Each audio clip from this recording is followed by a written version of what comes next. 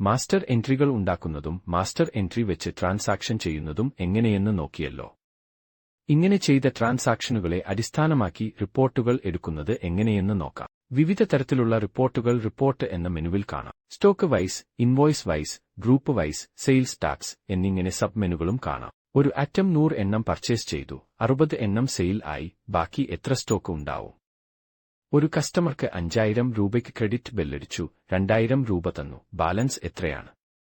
എന്നിങ്ങനെ ട്രാൻസാക്ഷൻ വിശകലനം ചെയ്ത് തയ്യാറാക്കുന്ന വിവരങ്ങളെയാണ് റിപ്പോർട്ടുകൾ എന്ന് പറയുന്നത്. ഉദാഹരണത്തിന് ഇന്ന് തയ്യാറാക്കിയ ബില്ലുകളുടെ ഒരു ലിസ്റ്റ് കാണണം എന്നിരിക്കട്ടെ. അതിനായി റിപ്പോർട്ടിലെ ഇൻവോയ്സ് വൈസ് റിപ്പോർട്ട് എടുക്കൂ. അതിൽ റിപ്പോർട്ട് എന്നിടത്ത് സെയിൽ സെലക്ട് ചെയ്യാം. എന്നത്തെ റിപ്പോർട്ട് ആണോ ആവശ്യം ആ തീയതി സെറ്റ് ചെയ്യൂ. ഇനി മുകളിലുള്ള ഷോ എന്ന ബട്ടണിൽ ക്ലിക്ക് ചെയ്യൂ. ഇപ്പോൾ ഒരു ടേബിൾ രൂപത്തിൽ റിപ്പോർട്ട് സൃഷ്ടിക്കപ്പെടും. ഇനി സെയിൽസ് ടാക്സ് റിപ്പോർട്ട് എങ്ങനെ എടുക്കാം എന്ന് നോക്കാം. ഇതിനായി റിപ്പോർട്ടിലെ സെയിൽസ് ടാക്സ് റിപ്പോർട്ട് എന്ന മെനുവിൽ GSTR റിപ്പോർട്ട്സ് എന്ന മെനു എടുക്കൂ. അതിൽ റിപ്പോർട്ട്, ടൈപ്പ് എന്നിങ്ങനെയുള്ള ഡ്രോപ്പ് ഡൗൺ ലിസ്റ്റുകൾ കാണാം. അതിൽ റിപ്പോർട്ടിൽ സെയിൽസ് എന്നും ടൈപ്പിൽ ഇൻവോയ്സ് വൈസ് എന്നും തിരഞ്ഞെടുക്കൂ. തൊട്ടുമുൻപുള്ള മാസത്തെ തീയതിയായിരിക്കും ഡീഫോൾട്ട് ആയി വന്നിട്ടുണ്ടാകൂ. മറ്റേതെങ്കിലും മാസത്തെ റിപ്പോർട്ടാണ് വേണ്ടതെങ്കിൽ ആ തീയതികൾ നൽകൂ. ഇനി മുകളിലുള്ള ഷോ എന്ന ബട്ടണിൽ ക്ലിക്ക് ചെയ്താൽ റിപ്പോർട്ട് കാണാനാകും. ഓരോ ബില്ലിലെയും വ്യത്യസ്ത ടാക്സ് നിരക്കുകൾ വേർതിരിച്ചു കാണണമെങ്കിലോ ടാക്സിന്റെ അഥവാ HSN സംഗ്രഹം ആയിട്ടോ ആണ് റിപ്പോർട്ട് വേണ്ടതെങ്കിൽ ആ ഓപ്ഷൻ ടൈപ്പ് ഡ്രോപ്പ് ഡൗണിൽ എന്നും തിരഞ്ഞെടുത്താൽ മതി.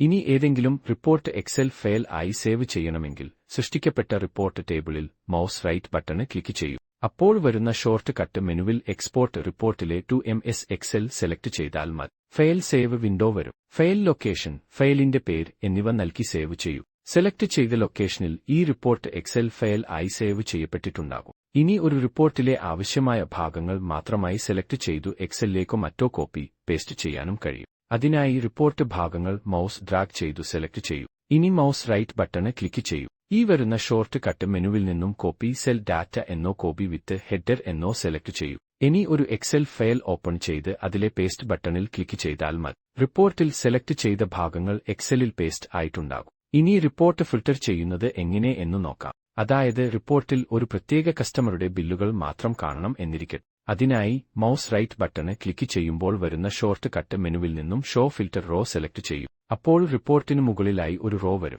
അതിൽ കസ്റ്റമർ കോളത്തിന് മുകളിലുള്ള സെല്ലിൽ കസ്റ്റമറുടെ പേര് കൊടുത്തു എന്റർ കീ അമർത്തൂ. ആ കസ്റ്റമറുടെ ബില്ലുകൾ മാത്രമായി റിപ്പോർട്ട് ഫിൽട്ടർ ചെയ്യപ്പെടും. ഇനി ഒരു തീയതി കൂടി നൽകിയാൽ ആ കസ്റ്റമറുടെ ആ തീയതിയിലുള്ള ബില്ലുകൾ മാത്രമായി കാണാം.